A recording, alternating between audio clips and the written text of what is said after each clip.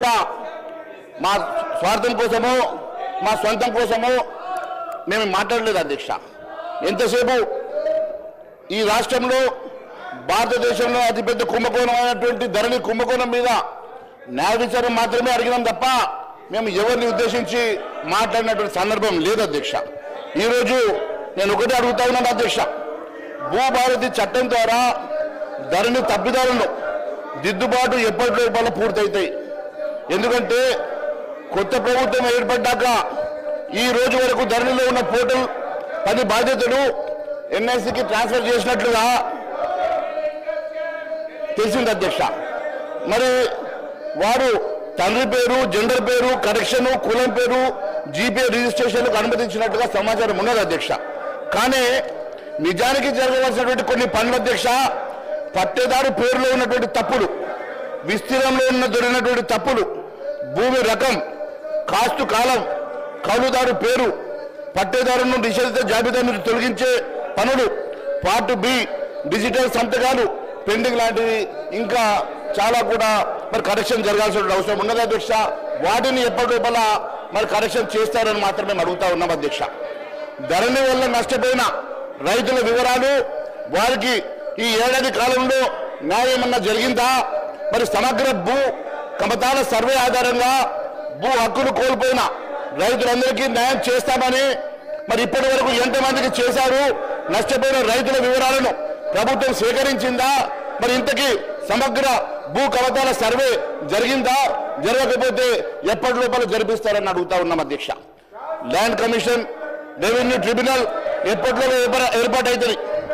Land commission ఏర్పాటు చేసే ప్రభుత్వ భూములను పరిరక్షిస్తామని కాంగ్రెస్ మేనిఫెస్టోలో మాటిచ్చారు అధ్యక్ష. మరి ఇప్పటి వరకు ఎన్ని ఎకరాల ప్రభుత్వ భూములు పరిరక్షించారు, పౌరుల భూ హక్కులను కాపాడేందుకు మరి ఇప్పుడు తెస్తున్నటువంటి భూభారతి చట్టం ద్వారా రెవెన్యూ ట్రిబ్యునల్ ఏర్పాటు ఎప్పటిలోగా చేస్తారో తెలియజేయాల్సినటువంటి అవసరం ఉన్నది అధ్యక్ష. నిషేధిత జాబితాలో చేర్చిన పట్టా భూముల తొలగింపు జరగకపోవడంతో రైతులు నష్టపోతున్నారు అధ్యక్ష. నిషేధిత జాబితాలో చేసిన పట్టా భూములను కాంగ్రెస్ అధికారం వచ్చిన 100 రోజుల్లో తొలగిస్తామన్నారు కదా. మరి ధరణి పోర్టల్ పై 5 సభ్యులతో కమిటీ 2023 డిసెంబర్ 9న వేశారు. ఈ కమిటీ వేసి ఏడాది దాటింది కదా. నిషేధిత జాబితాల్లో 13 లక్షల ఎకరాలు ఉన్నట్టు సమాచారం. మరి వాటిలో కనీసం కొన్నైనా తొలగించారా? అంటే ఏడాది కాలంలో రైతులు మరి నష్టపోయారు కదా, వారిని ఎందుకు మరి తొలగించలేకపోతున్నారో తెలియజేయాల్సిన అవసరం ఉన్నది అధ్యక్ష. ధరణి అక్రమాల ద్వారా బీఆర్ఎస్ నేతలు దోచుకున్న సొమ్మును ఎందుకని కక్కించలేదు? ధరణి పోర్టల్లో తీసుకువచ్చి కేసీఆర్ అనే కుటుంబ సభ్యులు, బీఆర్ఎస్ లీడర్లు భూములు మహేశ్వర్ రెడ్డి గారు బీఆర్ఎస్ కు సంబంధించిన శాసనసభ పక్షానికి సంబంధించి మేము కోరుతా ఉన్నాం మరొకసారి, అక్కడ CPI floor leader, MIM floor leader Akbaruddin గారికి సంబంధించి, అదేవిధంగా సిపిఐ ఫ్లోర్ లీడర్ వారి సీట్లకు సంబంధించిన అంశం వారు అక్కడ కూడా అడ్డుకుంటే ఎట్లా అధ్యక్ష? దయచేసి వారి నిరసన ఏముందో వారి నిరసన బయటికి పోయి చెప్పన్నాడు అధ్యక్ష. ఇది మరొకసారి మనం చేస్తా ఉన్నా, ఈరోజు టీఆర్ఎస్ సంబంధించిన శాసనసభ పక్షానికి సంబంధించి చాలా ముఖ్యమైన బిల్లు. ఈ బిల్లుకు సంబంధించి అనేక మంది రాష్ట్రానికి సంబంధించిన ప్రతి ఇంట వేచి చూస్తా ఉన్నారు. దాన్ని దృష్టిలో పెట్టుకొని సహకరించవలసిందిగా కోరుతా ఉన్నా. రెస్పెక్టెడ్ అక్బరుద్దీన్ ఓవైసీ గారు.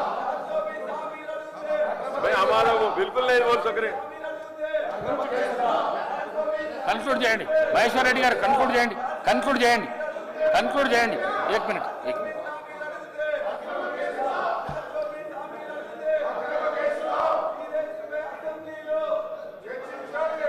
అధ్యక్ష, వేల ఎకరాల అక్రమంగా లక్షల కోట్ల రూపాయల స్కాము, బడా బాబుల హస్తం.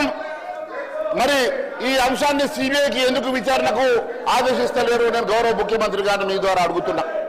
ఎందుకంటే ధరణి వచ్చాక పార్ట్ బిలో పెట్టిన భూముల్లో వేలాది ఎకరాలు ప్రైవేట్ వ్యక్తుల చేతులకు వెళ్ళాయని అంశంలో మరి ఎన్నోసార్లు గౌరవ ముఖ్యమంత్రి గారు పిసి అధ్యక్షుడిగా మాట్లాడిన సంగతి గుర్తు చేస్తా ఉన్నాను. 2 లక్షల కోట్ల రూపాయల స్కామ్ జరిగిందంటే మన భట్టి విక్రమార్క గారు మాట్లాడుతూ 2.5 లక్షల కోట్ల రూపాయల స్కాము ఇది భారతదేశంలోనే అతిపెద్ద స్కామ్ గా అభివర్ణించారు. అలాంటి 2,50,000 కోట్ల రూపాయల స్కామ్ సంగతి మీరు ఈ రోజు వరకు కూడా ఎందుకు విచారణకు జరిపిస్తలేరు? ఎందుకు దీని మీద సిబిఐ ఎంక్వైరీ ఇస్తలేరు? మరి ప్రజలకు అనుమానాలు వస్తున్నాయి అధ్యక్ష. ఎందుకంటే ఈ రోజు వరకు ఇంత పెద్ద స్కామ్ లో మరి సంవత్సరం దాటినా దాని మీద సిబిఐ ఎంక్వైరీ కానీ మరి సిట్టింగ్ జడ్జితో ఎంక్వైరీ కానీ వేయకపోవడం వల్ల పలు అనుమానాలు వస్తున్నాయి అధ్యక్ష. ఈ రోజు వరకు అసైన్ భూములకు సంబంధించినటువంటి దాదాపు 24,000 ఎకరాల భూముల్లో కేవలం 5 లక్షల ఎకరాలు మాత్రమే మిగిలినాయి. 24 లక్షల ఎకరాల భూములు దాంట్లో 5 లక్షల ఎకరాలు మాత్రమే మిగిలినాయి. ఫారెస్ట్ భూముల్లో 40% 6 లక్షల భూములు తగ్గినాయని చెప్పి మరి లెక్కలు చెప్తా ఉన్నాయి అధ్యక్ష. వక్ఫ్ బోర్డులు కానీ దేవాలయ భూములు కానీ ఇతర భూములు కూడా దాదాపు 60% భూములు అన్యాక్రాంతమైనాయని చెప్పి లెక్కలు చెప్తా ఉన్నాయి అధ్యక్ష. మరి ఇన్ని లక్షల ఎకరాల భూములు అన్యాక్రాంతం అవుతా ఉంటే 2.5 లక్షల కోట్ల రూపాయలు బడా స్కామ్ ఈ రాష్ట్రంలో జరిగిందంటే ఇంత స్కామ్లో ఇప్పటి వరకు మీరు ఎలాంటి చర్య తీసుకోకపోవడం, దాని మీద ఎంక్వైరీ వేయకపోవడం మీద వెనుక పలు అనుమానాలు మరి కనిపిస్తా ఉన్నాయి అధ్యక్ష. మీరు నిషేధిత జాబితాలో ఉన్న భూములు కానీ మరి అన్నిటికన్నా ముఖ్యంగా రంగారెడ్డి, హైదరాబాద్ ఈ చుట్టుపక్కల ఉన్నటువంటి జిల్లాల్లో ఉన్నటువంటి విలువైనటువంటి భూములు కొన్ని లక్షల కోట్ల విలువైన భూముల మీద వెంటనే సిబిఐ ఎంక్వైరీ వేయాలి. లేని పక్షంలో ఈ ప్రభుత్వం మీద పలు అనుమానాలు వస్తూ ఉన్నాయి. మేము ఒకటే డిమాండ్ చేస్తా ఉన్నాం, ఖచ్చితంగా సిబిఐ ఎంక్వైరీ దీని మీద వేయాలి. శంకర్ భాయ్, సిబిఐ ఎంక్వైరీ ఖచ్చితంగా కోరుతా ఉన్నాం. గౌరవ ముఖ్యమంత్రి గారిని ఒకటే డిమాండ్ చేస్తా ఉన్నాం, దీని మీద సిబిఐ ఎంక్వైరీ ఎందుకు చేస్తలేరు? లక్షల కోట్ల రూపాయల కుంభకోణం ఉందని చెప్పి మరీ చెప్పినటువంటి రేవంత్ అధ్యక్ష, గౌరవ బీజేపీ ఫ్లోర్ లీడర్ గారు అనేక పర్యాయాలు ఇదే సభ నుంచి ధరణిలో జరిగిన అనేక అవకతవకల గురించి, ధరణిలో జరిగిన అవకతవకలతో పాటు ఏదైతే తెలంగాణ రాష్ట్రం ఏర్పడిన తర్వాత 2020 చట్టాన్ని తెచ్చి ధరణిని ఏర్పాటు చేసి ఈ ధరణి ద్వారా ఆనాటి పెద్దలు ఏవైతే తప్పులు చేశారో ఆ తప్పులు సైంటిఫిక్ గా శాస్త్రోక్తంగా విచారించి ఎవరి మీద కక్షపూరితమైన ఉద్దేశపూర్వకంగా చర్యలు తీసుకోవద్దని గౌరవ ముఖ్యమంత్రి రేవంత్ రెడ్డి గారు కానీ కేబినెట్ సహచర మంత్రులు కానీ మిగిలిన ఇందిరమ్మ రాజ్యంలో ఉన్న ప్రజాప్రతినిధులు కానీ ఏ రోజు అనుకోలేదు అధ్యక్ష. పదే గౌరవ బీజేపీ ఫ్లోర్ లీడర్ గారు మహేష్ రెడ్డి గారు ఏదైతే ఈనాడు ప్రధాన ప్రతిపక్షంలో ఉన్న బీఆర్ఎస్ పార్టీతో ఏదో మీకు లోపాయికారు ఒప్పందం ఉన్నది అనేటట్టు పదే అనటం జరుగుతుంది అధ్యక్ష. అంతేకాదు మిగతా ప్రతిపక్ష నాయకులకు కూడా దీని మీద ఏదో ఇందిరమ్మ రాజ్యంలో పేదోడు సొమ్ముకి భద్రత కల్పించే దాంట్లో పేదోడికి చెందాల్సిన ఆస్తులు పేదోడికి తిరిగి ఇప్పించే దాంట్లో మా నిజాయితీ, మా చిత్తశుద్ధి, మా నైతిక బాధ్యత కూడా ఉన్నది. కాబట్టి నిన్న మా గౌరవ డిప్యూటీ చీఫ్ మినిస్టర్ గారు అదే రకంగా రాష్ట్ర ఫైనాన్స్ మినిస్టర్ గారు ఒక వేదిక మీద చెప్పారు, తప్పకుండా ధరణిని ఎన్నికలకు ముందు ఏదైతే బంగాళాఖాతాలో వేస్తామని చెప్పామో అన్న ప్రకారం ధరణిని బంగాళాఖాతంలో వేశాం. అంతేకాదు ఏదైతే 2020 చట్టం 3 నాళ్ల ముచ్చటలాగా 3 సంవత్సరాలకే 100 సంవత్సరాలు గడిచిపోయాయి. లోపభూయిష్టమైన చట్టాన్ని ఏదైతే దాన్ని ప్రక్షాళన చేసి ఈనాడు 2024 చట్టాన్ని తీసుకొచ్చామో ఈ చట్టం వల్ల పేద ప్రజలకి న్యాయం చేసే విధంగా గ్రామీణ ప్రాంతంలో ఉండే ప్రతి రైతన్నకు అండగా ఉండే విధంగా ప్రజల చట్టంగా ఈ భూభారతి చట్టాన్ని తేటం జరిగింది అధ్యక్ష. పదే గౌరవ బీజేపీ ఫ్లోర్ లీడర్ గారు మీరు నిజాయితీ లేదని మా మీద గుడ్డగాల్చి చేస్తున్నారు. గౌరవ సభలో ఉన్న ముఖ్యమంత్రి గారి అనుమతితో అదే రకంగా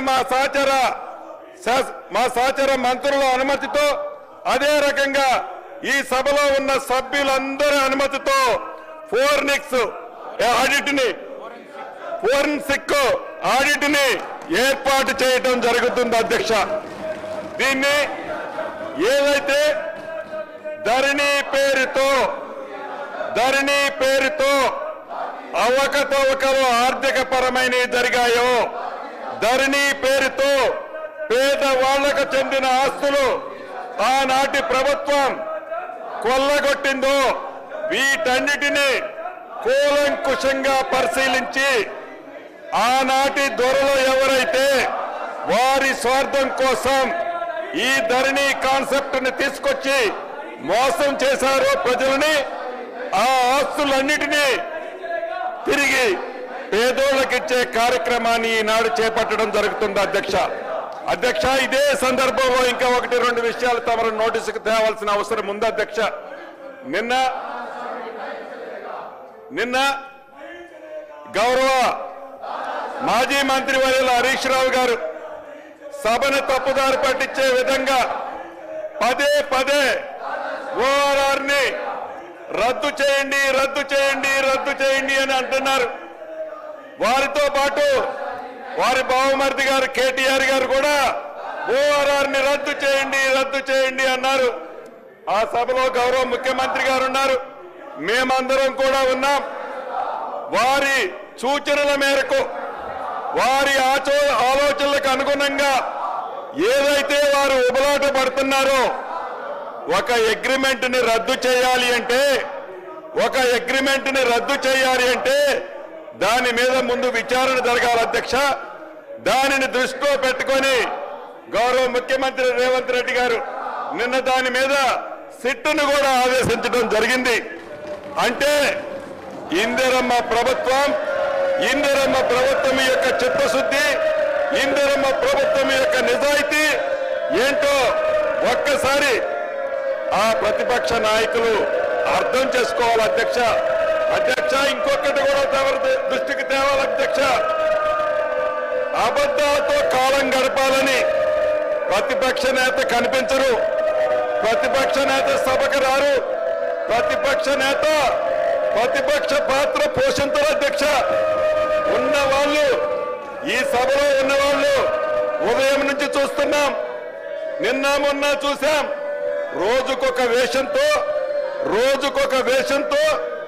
రోజుకొక డ్రామాలు చేస్తూ ఈ సభని అబద్ధాలతో, ఆ 10 సంవత్సరాల అబద్ధాలతో ఎలా అయితే పరిపాలించారో ఇప్పుడు ప్రతిపక్షంలో ఉన్నప్పుడు కూడా అదే రకమైన అబద్ధాలతో జనాలని మళ్లీ మభ్యపెట్టాలని చూస్తున్నారు అధ్యక్ష. ఒకటి నిజం, ఏదైతే ప్రతిపక్ష పాత్ర పోషించాల్సిన ప్రధాన ప్రతిపక్ష నాయకుడు ఎప్పుడూ సభకు రాడు అధ్యక్ష, కొంతమందిని ఇడికి పంపిస్తాడు, రౌడీల్లా గూండాల్లా ఈ సభలో ప్రవర్తిస్తుంటారు. ఎంత దురదృష్టమో చూడండి అధ్యక్ష, ఏ రకంగా ప్రవర్తిస్తున్నాడో చూడండి అధ్యక్ష. ప్రతిపక్షం అంటే విమర్శించడమే ప్రతిపక్ష పని అన్నట్లుగా ఎలా విమర్శిస్తున్నారో, ఎలా నడుచుకుంటున్నారో తమరు ఒక్కసారి చూడండి అధ్యక్ష. ఇందాక మీరు చూశారు, ఒక దళిత స్పీకర్ గారు కూడా ఉన్నారని గ్రహించకుండా మీ మీదే పుస్తకాలు ఇసిరేశారు. నన్ను మ్యాన్ హ్యాండిల్ చేయడానికి ఇదే సీటు దగ్గరికి వచ్చి బెదిరించబోయారు అధ్యక్ష. ప్రత్యక్షంగా ఇవన్నీ మీరు చూశారు అధ్యక్ష. ఆనాడు 2014 రాష్ట్రం ఏర్పడటానికి ముందు ఎన్నికల్లో 2018 ఎన్నికల్లో ఆనాటి ముఖ్యమంత్రి గారు కేసీఆర్ గారు అనేక సందర్భాల్లో చెప్పారు అధ్యక్ష, కాపలా కుక్కల ఈ తెలంగాణ రాష్ట్రాన్ని కాపాడుతానని చెప్పారు అధ్యక్ష. గౌరవ మాజీ ముఖ్యమంత్రి గారు కాపలా కుక్కల తెలంగాణని కాపాడలేదు అధ్యక్ష. కాపలా కుక్కలా కాకుండా వేట కుక్కలాగా తెలంగాణ రాష్ట్ర ప్రజలు